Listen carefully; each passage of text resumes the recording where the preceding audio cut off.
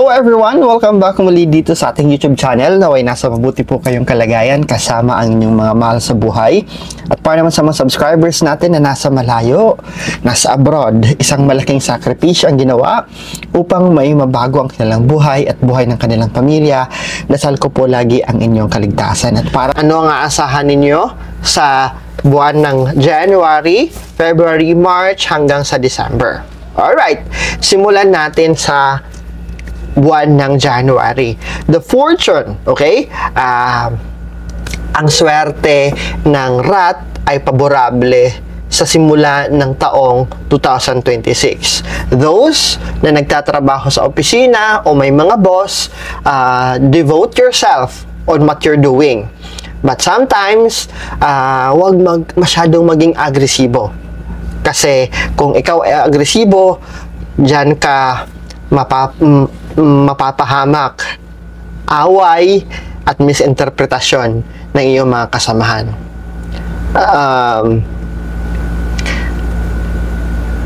Ang mga rat kasi is hindi ganun kaganda ang kanilang interpersonal relationship, yung pakikipagkapwa-tao. Sometimes nami-misunderstood sila and will create actually dispute and gulo sa mga taong nasa paligid nila. Therefore, you are being advised, mga rat, sa 2026 January, be careful in dealing with your interpersonal relationship. Ito yung mga kasama mo sa trabaho o kasama mo sa negosyo, mga trabahante mo, mga supplier mo. Kasi kadalasan, nami-misinterpret ka dahil din sa pag-uugali mo. Kaya naman inirekomenda to be more tolerant, to be more pasensyoso. Mag-ingat din po for the January because there might be some injury na magmumula sa mga extreme activities. It could be extreme na workout or extreme na sports. Kaya naman mag-ingat on January. February naman po tayo. Magiging maganda ang pasok ng wealth and your career on the month of January. You are going to expect mga oportunidad, mga bonus. It could be a large amount of money, it could be a promotion that can improve your living standard, na magiging maganda ang pamumuhay niyo po. While yung mga estudyante na dyan na mga rat, magpe-perform ka ng maganda sa mga examinations mo. While for those office workers or mga empleyado na rat, ma-i-enhance mo yung mga abilidad mo at ma-recognize ka ng mga boss mo. For single, yung walang kaparehan na mga rat, you can start a new relationship on the love month, February. Pero, you might face temptation. Ibig sabihin, posibleng magsisimula ang iyong taon o matatapos ang iyong 2025 at tatawid ang 2026 na may karelasyon ka. Yun nga lang, dahil you are prone to temptation, ay yun, the third party. Prone ka dyan sa third party. So, be careful and always choose the right person na gusto mong makasama sa buhay. While yung may mga minamahal na, yung may kasado na, married rat, ingatan po dahil magkakaroon ng mga hindi inaasahang komprontasyon at hindi magandang pagkakasunduan at diskusyon bilang magkapareha sa buwan ng Pebrero. You need to be more tolerant at dapat mas maintindihin ka. And you know, huwag nang makipagkomprontasyon, dumistansya ka na lang para hindi lumala ang problema ninyo bilang mag-asawa. Pagdating naman sa Marso, medyo maganda ang aasahan ng mga rat na mga negosyante for the month of March. While for those na kasisimula pa lang ng kanilang negosyo, after the difficulties na na-experience ninyo from 2025 hanggang tumawid ng 2026, ito na yung buwan na medyo gradually aangat na dadami na yung sales, makikilala na kayo, magkakaroon na kayo ng mga patron or mga suki, makakahanap na kayo ng mga mababait na mga supplier. But still, kailangan yung mag-ingat, okay? Huwag padalos-dalos pepirma ng kontrata, avoid na matatrap ka sa mga dokumentong legal. Yan ang pag-iingatan mo, rat on the month of March. And when you are on trouble, mayroon naman pong darating na mga tao, the noble people ika nga, who will help you out of that trouble. Pero, yun nga lang, mag-ingat din on March because there are chances that you are going to lose money because of this legal problem. So, ingatan nyo yan, ha? And also, wag padalos-dalos in spending on the month of March to avoid facing financial crisis sa mga darating pang mga buwan. While pagpasok naman sa April, magiging satisfactory ang estado ng iyong swerte. O yung mga batang rat might start a new love relationship, while for those na mga introvert, they might be receiving invitation to engage on outdoor activities or participate more on social activities. Maganda yun, ha, sa mga introvert na rat. Kasi magiging beneficial ito sa inyong physical and mental health. Ang iyong pasok ng pera o kayamanan ay magiging stable sa buwan ng Abril. For those who will be starting their business, they can obtain actually good income, they can obtain malaking benta. But your interpersonal relationship might not be that good for the month of April. Kailangan nyong mag-ingat sa mga words, sa mga salitang bibitawan ninyo, sa kilos, sa facial expression ninyo, because yun ang magiging simula na mami-misunderstood kayo. Pay attention din po sa iyong kalusugan and pay attention more on your emotion kasi you will be facing problema sa kalusugan because of some emotional crisis that you will be facing. Pagdating naman sa Mayo, pag iyong karera so far ay magiging okay sa buwan ng Mayo. Ang lahat ng pinagpaguran, mga plano, mga intentions ninyo magiging okay sa trabaho o sa negosyo. Walang masyadong problema on the month of May, mga rat. In fact, ang month of May, maraming mga happy things. Marami kayong dadaluhan ng mga family gatherings, mga party, mga reunions with all friends. Okay? Na matagal nyo nang hindi nakikita, mga kamag-anak na hindi nyo na nakikita. And for those na may mga anak na, or ikaw mismo who wanted to continue sa pag-aaral, it could be lumiban ka sa college dahil kailangan ka ng iyong pamilya, o di naman kayo wanted to pursue pastoral or doctorate degree, ang month of May ay napakaganda to enroll yourself, okay? To enroll yourself back with your continuing education. Okay? Kung meron mang harapin na problema sa kalusugan, ito'y malulunasan o maaagapan so far. On the aspect of wealth, maraming darating na good news sa inyo pagdating sa pera o kayamanan sa buwan ng Mayo. For those na mga trabahante, empleyado na rat, asahan ninyo na madaragdagan ang inyong sweldo. Asahan nyo rin po na mapopromote kayo, and also a part of that promotions are benefits tulad ng kayo ang ipapadala ng kumpanya for a business trip, promotion na may kaakibat na salary increase and other benefits. For those na magsa-start ng bagong negosyo, you can actually explore overseas market, yung outside of the country ng mga client. Kasi magiging maganda ang takbo ng iyong negosyo at magiging makakahanap kayo ng mga taong magiging partner ninyo abroad. Pero kailangan mag-ingat kayo sa tinatawag natin na large-scale investments kasi ito ang sisira sa estado ng iyong pananalapi. Wala tayong nakikitang malaking problema pagdating sa iyong kalusugan. Dumako naman tayo sa June.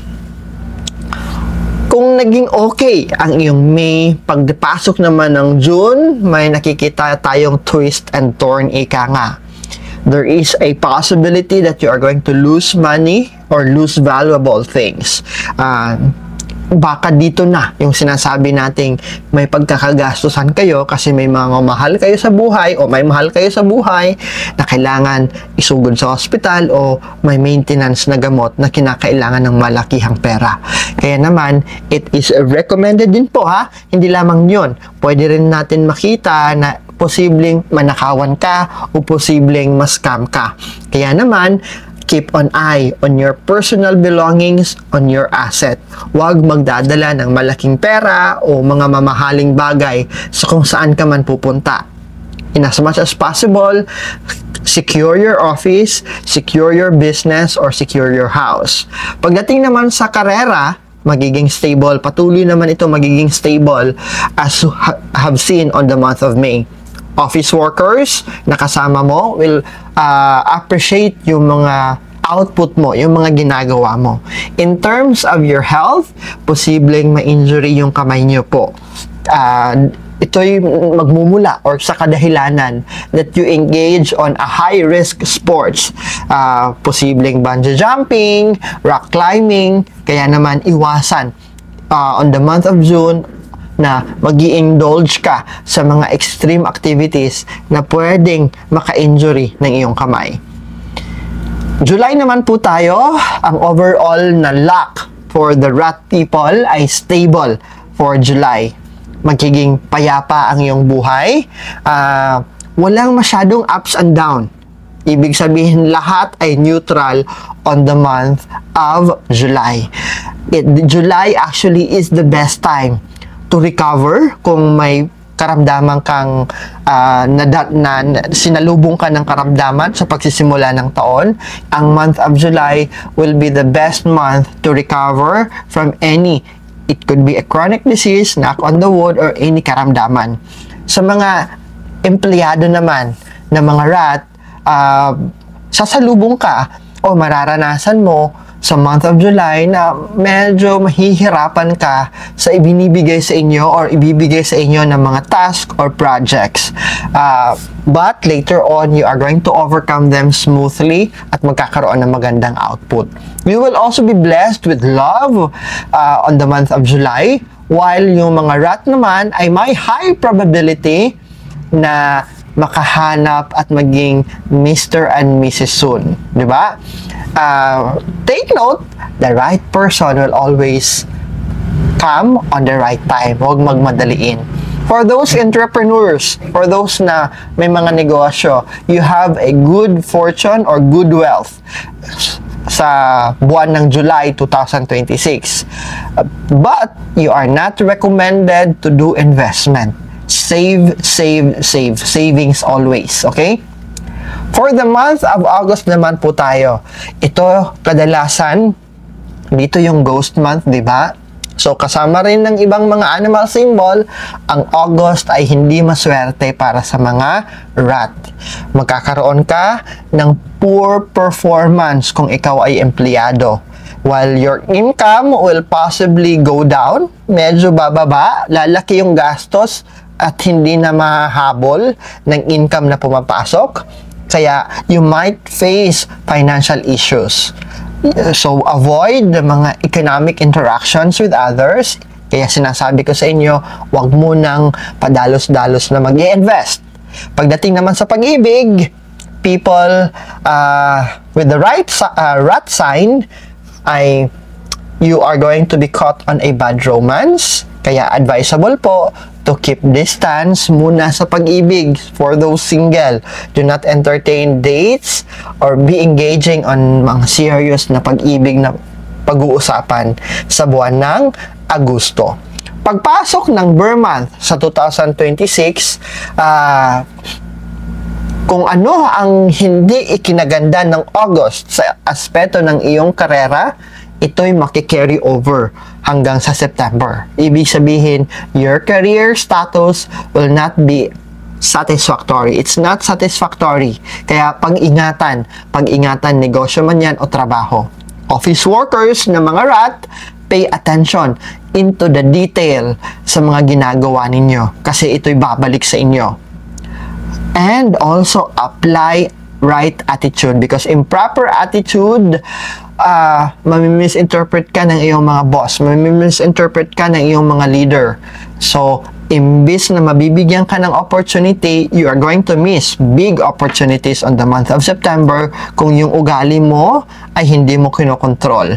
In terms naman sa iyong interpersonal relationship, magkakaroon ng mga awayan, magkakaroon ng hindi pagkakaintindihan on the month of September. The month of October, poor pa rin yung aspeto ng iyong karera. Merong mga bagong problema na lalabas pagdating sa aspeto ng trabaho o negosyo. You might face job changes, you might be assigned to a new department, or mang career lack ng mga rats sa buwan ng Oktubre ay hindi kagandahan. Haharap ka ng maraming pagsubok o problema sa aspeto ng trabaho o negosyo. In fact, you might face job changes. Ililipat ka sa ibang departamento o kung hindi ka man ilipat sa ibang departamento, dadagdagan ka ng maraming trabaho. So, you need to be mentally ready, ha? Sinasabi ko ito sa inyo para mahanda ninyo yung sarili ninyo.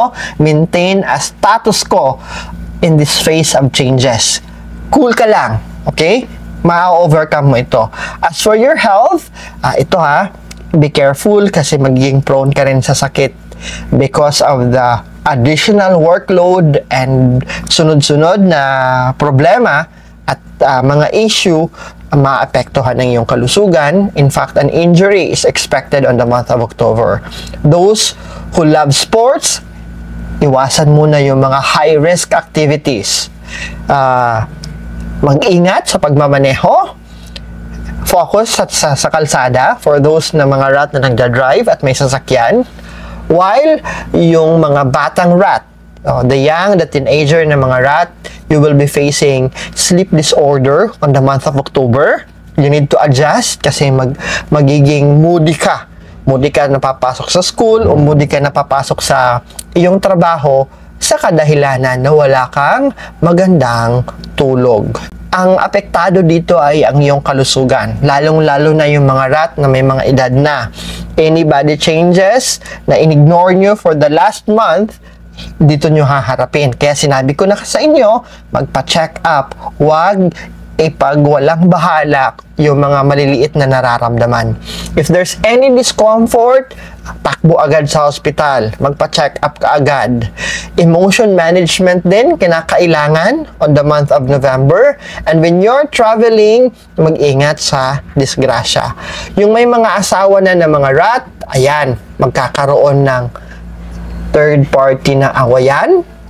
While yung mga estudyante natin na rat, magiging okay naman ang performance ninyo sa school, but you need to spend more time studying. Office workers or yung mga empleyado na rat, you need to learn new things. You need to learn new skills. You need to learn more abilities and talent para maging competitive ka sa pinagtatrabahuan mo or sa negosyo na mayroon ka.